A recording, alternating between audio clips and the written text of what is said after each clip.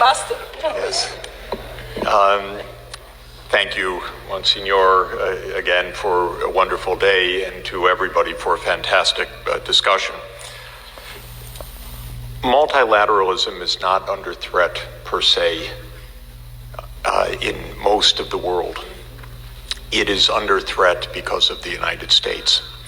And I want to say this clearly because it's not a game and it's not to provoke, it's to discuss. Okay, the U.S. was the predominant economic and technological power of the world for decades. This is no longer the case.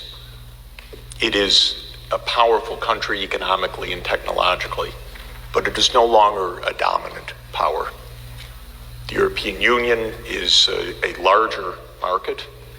China is a comparable market. And the spread of technology is worldwide. The U.S. is by far the most powerful military country in the world, though it learns war after war that the military can solve no political problems whatsoever. We have 6,000 nuclear warheads, 800 military bases around the world. We are involved in 14 shooting wars right now, have instigated multiple wars. The U.S. is a problem. It became a far more significant problem with Donald Trump. He may or may not be president after November, but the U.S. became vastly more complicated for the world since 2017. These are not polite things to say. Nobody likes to say them, but I want to say them to explain a few things that I think are extremely important. The U.S. has blocked every multilateral initiative of recent years. It is the only country pulling out of the Paris Climate Agreement. It is the only country that pulled out of the JCPOA agreement with Iran. There is not a China-U.S. trade war. There is a U.S. trade war on China. That is different. This was an unpremeditated attack because of China's rising technological capacity. Have no doubt about it. What is this about Huawei or about ZTE or about others? It is because the U.S. realizes that China is gaining massive technological capability in artificial intelligence and other security-related areas because China's talented, smart, minting hundreds of thousands of PhDs every year, and that's how the world works now. There's no monopoly of knowledge. There's no monopoly of talent. This is driving U.S. strategists crazy because U.S. grand strategy is based on primacy. And that's not some fantasy of mine. This is in our documents, our doctrines, one after another. There can be no U.S. primacy in the world anymore that is safe for the world.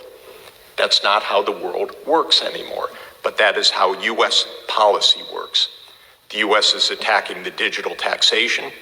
It has taken tremendous, disastrous cuts to corporate taxation, which is blowing up the worldwide taxation on companies. It has dismembered the WTO. There is no appellate process now.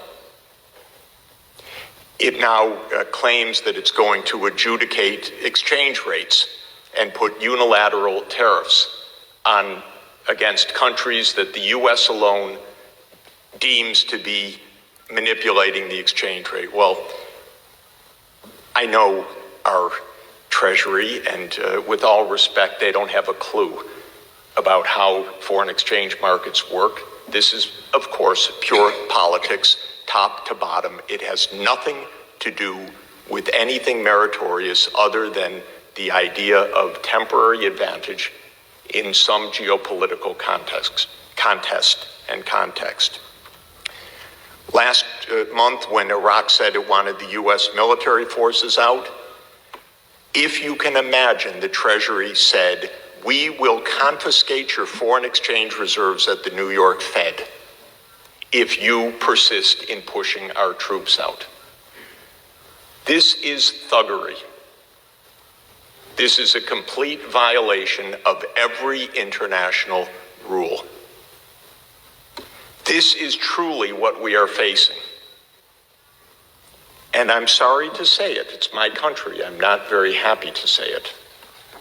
But this is an imperial power in decline. And it is a dangerous country right now. It will be absolutely dangerous if Trump wins re-election. Now, okay, you don't have to say anything. No one likes to say these things, but this is actually important. The world can't stop because of the United States.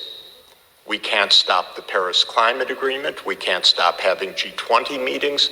We can't stop having tax reform. We can't stop having digital taxation. We can't have the United States adjudicate exchange rates. That's the job of the IMF. We can't not have an appellate system at WTO. We cannot have one country that is 4.2% of the world population and still 15% of world output, but not 50% of world output, decide on the international structure on which the other 96% depend for their lives now. Moreover, in the United States, Mr. Trump does not have a majority backing. So it is quirks of many things that give unilateral power to a small coterie of people to dismantle the international system right now. What I would just beg of you who are running the international system, have an open discussion. Don't be cowed by bullying. And let's proceed, because there is not a global crisis about multilateralism. There is a U.S. relentless daily pressure on multilateralism. This is quite different. I am traveling all around the world, month after month, meeting senior officials in every part of the world. There is no attack on multilateralism that I can discern anywhere. None. There is fear of the United States. This is different. Well, that's what bullies do. Bullies threaten you. You step a little bit ahead, you'll get pummeled. But if the whole world says, we continue our discussion, we continue the fight against climate change, you can do what you want. But we continue WTO, we continue climate change, we even have discussions at the fund and the bank. It's a little bit harder at the bank, but it's true. It's a whole board. Last time I checked, the United States, it's 16% of the vote, I believe, not 84, and there's another 84%. The General Assembly routinely votes 185 against the United States on almost everything right now. One after another, it's the US and 2 or 3 allied countries. And I know how that works because the ambassadors tell me about the threats that the US is putting on, direct, vulgar threats. And I know about it one by one by one. So we are not in a crisis of multilateralism. And it's a bluff, like bullies bluff. The US cannot blow up its own economy the way that they pretend they can. But if every country backs down one by one, then the bully gets the way. These issues are too important to be determined by Mr. Trump. It's not only Mr. Trump, because US unilateralism has been in vogue now for about 20 years. Actually, after 1992, the US went crazy, thinking it had, quote, won the world, and then it believed its own press release that it was the new Rome and that it was the sole superpower and that it was the indispensable nation. So this has been true since 1992. But it got a lot worse right now because the overt hostility against everybody, the threats against everybody, the lawlessness against everybody is completely unprecedented. And it's an abuse of our laws in the United States every day because Trump has none of this authority. This is under national emergency legislation that he's taking these actions.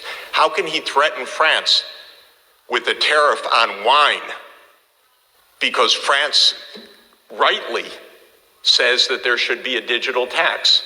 You think that's an American law? Of course not. This is lawlessness, complete lawlessness. So we had a good discussion today. There is really a big consensus on this world for a decent world. It's not unanimous, but let's not depend on unanimity. Let's move forward when a large part of the world wants to do the right thing. Thank you. Well, you're the master. Yes.